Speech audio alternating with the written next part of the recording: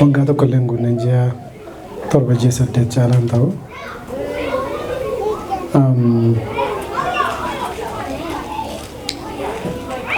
Yeroo baay'ee yeroo hamaa ture, yeroo cimaa ture. Waaqayyo garuu baay'ee nu gargaare. Baay'ee nu gargaare. Duraan dursa waan jechuu barbaadu hundumaa caala maatii koo isin galateeffachuun barbaada.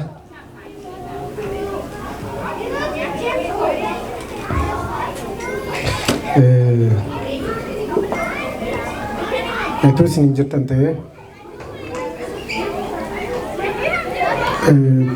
cimaadha. Hundumaa caalaa addunyaaf baay'ee cimaa ture.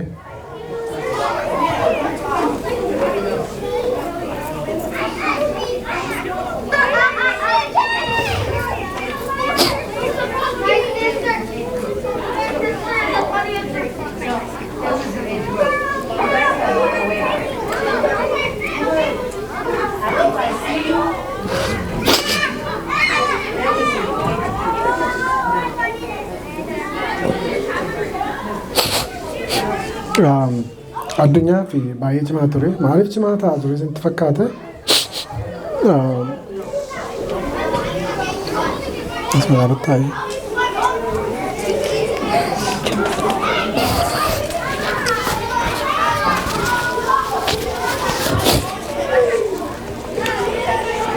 Jalqaba addunyaan gaafa emerjensii seensisanii namni dhukkubni kun maal akka inni ta'e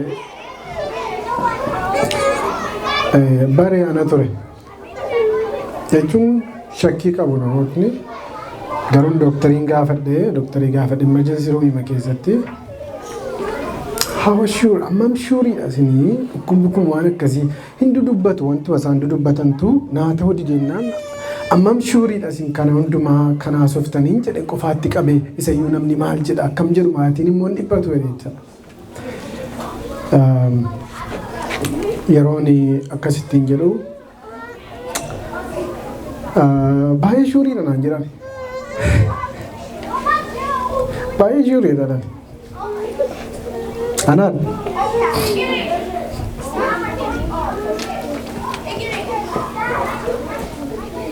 namni obboleessa hin qabne jira. Garuu obboleessi tokko ittiin qaba yeroo jettan immoo isinitti dhagaa.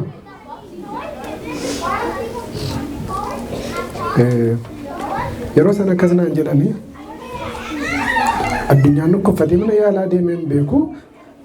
Waay maaliif ta'a kun jedhaniin maaliif addunyaan kan isin dhibu addunyaan giraajuweetii godhee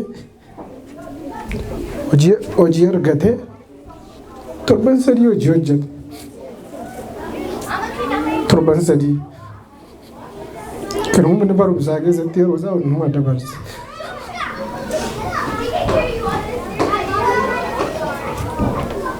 Gaddeen maaliif hin gaddee isaan amma addunyaan biyya jiraate hin jedhaniin.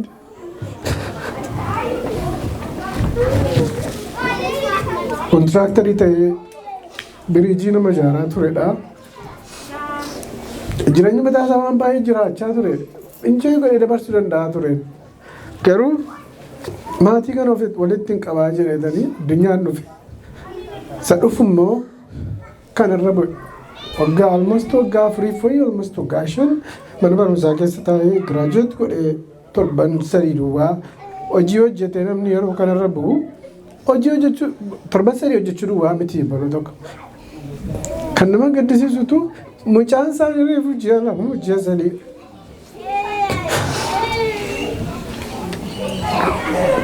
Reefu mana bitatanii morgeejii kaffaluu illee hin jalqabne.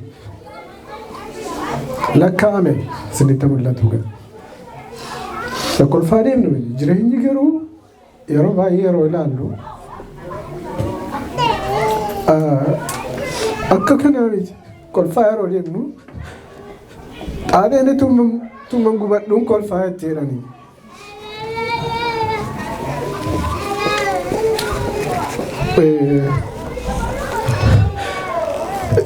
Baay'een maatiin keenya hundumtuu nu duwwaa heetuun ta'anii namni hundumtuu nu duukaa baay'ee dhiphattanii kan hundumaa keessatti yeroo kun hundumtuu sayyuu hin beenu nuun jedhu seeraan nutti himanii nuuf garuu sababa gaarii ture yeroo isaanii ammayyuu addaan hin baaneedhu akka godhanii nutti mugaa. Erga EOFM deemnes Fairview hospitaala erga deemnes ammas addaan hin baane yeroo isaan nuun jedhanii nuufi himachuudhaaf gaarii ture. Ammayyuuttuma jiru namaa inni akkamitti kaanserii qabe boleessaa akkamitti namatti himan. Maaliif namni keenya walitti himu? Namni kaanserii qabe erga addunyaan qaba dhukkubfatee bari'an namootni akka isaan dhukkubfatan fa'a. Garuu obboloo tokko hin godhina. Lubbuu nama meeqaatu du'a beektu. Kanseriidhaan yoo qabame nan du'adhe waan yaaduuf. Nuyi maatii keenya keessatti yeroo addunyaan akkasitti hin qabamu har'a fayyee akkasitti nama gidduu dhaabbata jennee hin yaadne. Sababni isaa sabni keenya wal dhoosaa. Hin beeknu namni qabame hundumtuu du'aatti beekna waan ta'eef jechuudha. Dhukkuba salphaadha jedhee miti. Garuu irraa barachuu qabna. Wal barsiisuu qabna. Walitti himuu qabna. Namni tokko dhukkubfata hin fayya. Dhukkubni baay'ee sireesii hin jira. Dhukkubni kun baay'ee dhukkuba sireesiidha. Garuu at least nama hin jajjabaata namni jechuudha. Hin jajjabaata. Abaluyyuu jira. Isa booda jajjabaachaan dhufe beektuu jamaa. Jajjabaachaan dhufe yeroo nama dhaga'u. Bilbileen abbaasaa taasisuu jalqabe. Hubeen jira ta'e hin beeku. Hubeen jira iddoo kana. Hin jiru kaleessa hubeen nama raafachuu qabu hin turre. Hubeetti bilbilee haasa'uu irratti haasaa ture. Last minute hin galgala bilbilee fi hubeen dhukkuba inni dhukkubfate koppii isaa dhukkubfate. Erga fayyame waggaachaa waggaa akkas ta'eera natti fakkaata. Maaliif kan hundumaa isaa beektu?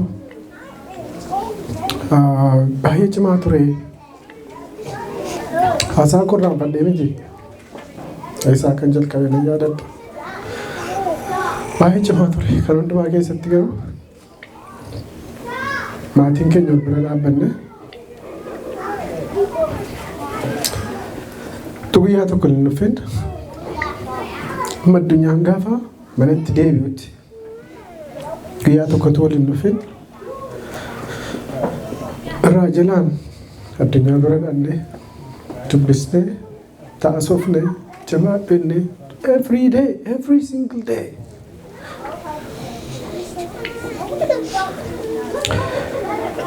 Wajjin dabarsine nama hundumtuu baay'ee dhukkubfate. Internal bleeding jedhamee biyya kanaan keessatti dhiiga jechuun rakkisaadha baay'ee. Akka kana cimaa ture jechuudha dhukkubichi. Garuu Waaqayyo immoo nu gargaare. Kanaafanii maatii koon galateeffachuu barbaada. Thank you for being there for my brother. Obboleessa koof waan achi turtaniif galatoomaa isiniin jedha.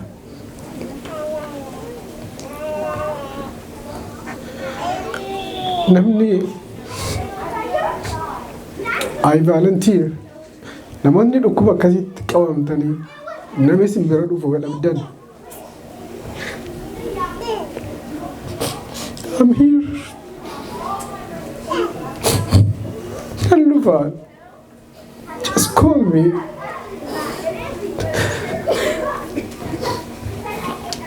Guyyaa tokko addunyaanii hin boo'eerani. Mana qorichaa ciisee hin boo'eerani. Kaaddisaanii dhaqee boo'eedhan. Na dhukkube naan immoo I don't know, I was tested positive in ta'ee maal akka ta'e yaadadhuan waan baay'ee nan irraanfadhe bakka amman. Garuu at least gara torban tokkoonii hospitaala dhaquu dhiiseen namootuma ni argaa ture. Jennaani na dhukkube maaskii koo dhaqadhee naqe. Namni yeroo isin biraa dhibamu dhukkubfataa kanaaf baay'ee maatirii godha. Kanaafanii rakkina akkasii qabaatanii walitti bilbilaa, waldaatti bilbilaa, natti bilbilaa. Tan dhufaani because I feared natti dhaga'ama waan ta'eef. Kanaafi thank you isiniin jedha maatii koo, obboloota koo, soddoota koo. Isatti dabale immoo isaanuma duukaa halkanii guyyaa nutti marmaaraa warra turtan. Beektu kan namoota baay'ee keessan bilbila kaasaan turre baay'ee keessan turtan hunda keessanii. Sinis beektu jaljettanii meesajii dhiiftanii dhiiftu. Nu hubattu dhiiban yaada. Akkasiin nu komanne abdii guddaan qaba. Isa duukaa baay'ee dadhabdan hundumti keessan jechuukooti. Silallee akka qoosaatti obboleessa koo dhiifa manaa godhi maqaa kennu raanfadhe. Sima daachin ilaalin sima beelka meel tokko beelka sima taa'e sila akka qoosaa biruma darbaan ture laanchii marmaarsiisuu oolte kaan jedheeniin namootumti akka addaatti akka kanatu yaajilaa turaniiru jechuukooti baay'eedha. Namoota hedduudha namootni waan meeqa goonattanii nu gaafattanii baay'ee nu wajjin namaa turtan waaqayyo isin eebbisu. In my lifetime jireenya koo keessatti immoo ammi addunyaaf dhimmamee eenyuuf hin dhimmamne dhageen beekan waan akkasii. Maal waldaa keessatti amma nama meeqa dhukkufata dhugaadhanii nama meeqa dhukkufata garuu addunyaa fi nama hundumaatu kadhata waldaa hundumaa maqaan dhaame. Garuu kadhannaa keessa waaqayyo lafa hin buusne. Kanaafanii isinin galateeffadha. Thank you. Anaaf dhufuu keessaniif. Biyya Minisootaa keessatti gatii baay'ee kaffaleera. Akkasillee hin jedhamu garuu dirqama. Garuu natti argisiiftanii jaalala guddaa natti argisiiftanii. Kanaaf jaalala natti argisiiftanii fi galatoma yeroo baay'ee akkasitti yaadan. Namni akkam naa dhimmu dhukkuba addunyaa irratti hin argee jechuudha. Waan baay'ee abdii natti dhiyaachaa jira. Beektu abdii natti dhiyaachaa jira. Garuu I hope waa kee fudhatanii galtudha yaada.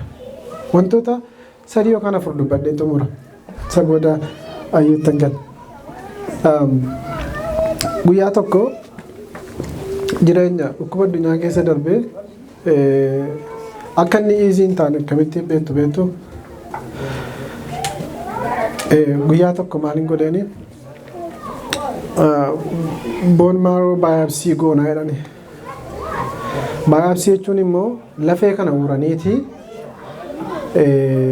egaa waan qarrina isiniin jedhuni lafee kana drill godhu by the way drill jechuun beektu masin ila wanni dhaanii akkasittiin isa naannessanii uran beektu lafee kana uruu jamaa. Guyyaa kan fuudhanii madaqanii wanni godhanii deebisuu I have to be with him jedhan. Wanta ta'aa jiru ilaaluun barbaadan jedhan. Yeroo isaan lafee isaa kana uranii taa'een ilaale kufuuf hin ga'e kanan qabadha gadin ba'a olan deebi'a asin jedha achin jedha wayyoo jedhee bakka dhukkubni addunyaa baay'ee natti dhaga'ame. Guyyaa lammaffaa immoo guyyaa biraan immoo kan hundumaa kanan godhuu fi waan inni keessa darbaa jiru keessaa qooda fudhadha dheetan godhan ture.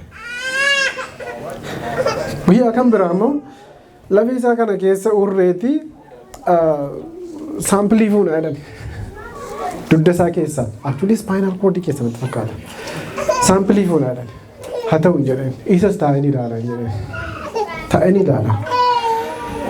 Yeroo isaan saampilii kana fuudhanii saampilii suni it's a clear bishaan beektu bishaan qulqulluudha.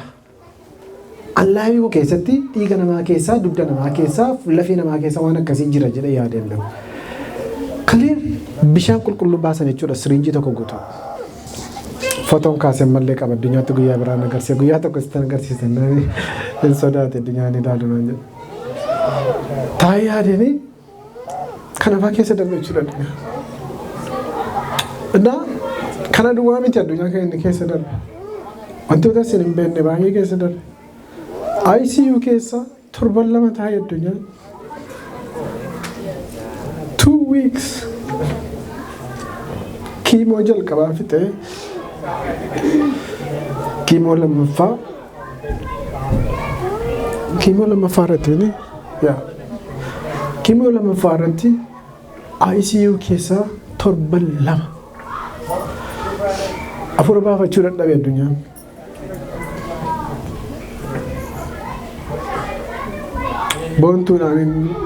Boontuun jedheen addunyaan baay'ee fooyya'eera. Kottuuti ilaalin jedhe yeroo baay'ee ishee immoo puusachi goona akka ishee duwwaatu hin ta'e ani yeroo baay'ee akka namootni itti dhiphatan jedhee waan yaaduu fi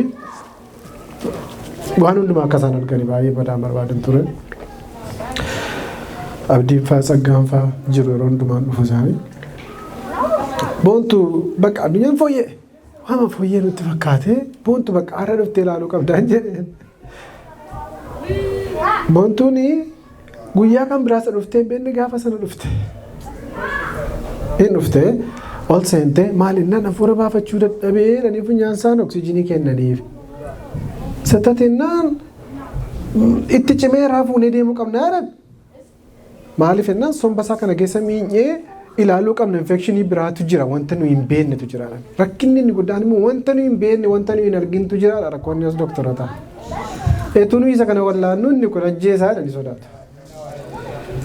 Achi yeroo isaanii yeroo boontuun nufuuf kaatu sodaatennaan fuunee deemuu qabna jedhan. Maal jennaan ICU'tti geessinaa jedhan. Maal? He can't breathe. Breathe gochuu hin danda'u. Boontuun kee guyyaa sun baay'ee natti dhaga'ame yeroo hundumaa. Guyyaa jalqabaaf ICU gala boontuun gaafa sana dhuftee addunyaa karaa maskootii asii achi gilaasiidhaan jechuudha. Addunyaa asii achi. Yeroo gaafatan immoo abaluun beektaa yeroo jedhan immoo nu deebiseera xiqqoo nu deebise jechuudha. Isa booda ICU keessa torban 2 guutuu. Torban 2. 2 weeks. That's a lot of days. Nama du'ee ka'e jechuudha. Warri ICU keessa hojjetan beektu deeman yaadaga. Torban 2 keessa torban 2 sana keessatti immoo 24/7 namatu ajajamee fi bira yeroo inni taa'utu ture. 24/7 ganama nan naqaa walimmoo nan gashanii makaraadha. Bira COVID nama dhowwuni sunis sanuma ajuun hin caalu. Ol nama gashan dhattanii guyyaa bira ooltuu dandeessu isayyuu nama 2 qofa galgalama manatti galtu. Bilbila natti bilbiluu maaloo jedha bakka dura natti bilbila rakkoon tokko nyaata deeman gargar baana. ICU keessatti 24/7 achirraa kufuu danda'a, ofirraa ciruu danda'a, maal gochuu danda'a jedhanii mataa mana dhukkubsatu bakka. La'anii mataan na galagaluuf ka'e. Ani nama raadhama washamma amma tuun ilaalu akkamitti addunyaan akka kana ta'a tuun ilaalu. Dandeen fidanii sabara COVID nama gannan sana beektu maashinii isa namarra godhan maa jedhamanni ventileetarii kan nama fide ventileetarii miti jama. Ventileetarii irra godhan addunyaarra. Addunyaan ventileetariidhaan nama biriis gochaa turetu arra taa'ee funyaansaaf afaansaan biriisii godhaa jira.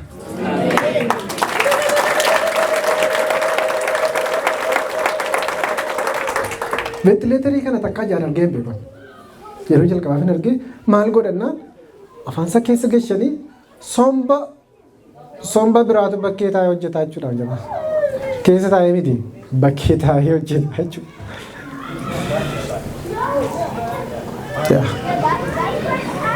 Inni sun baay'ee na yaaddesse gaadhaan baay'ee na yaaddesse.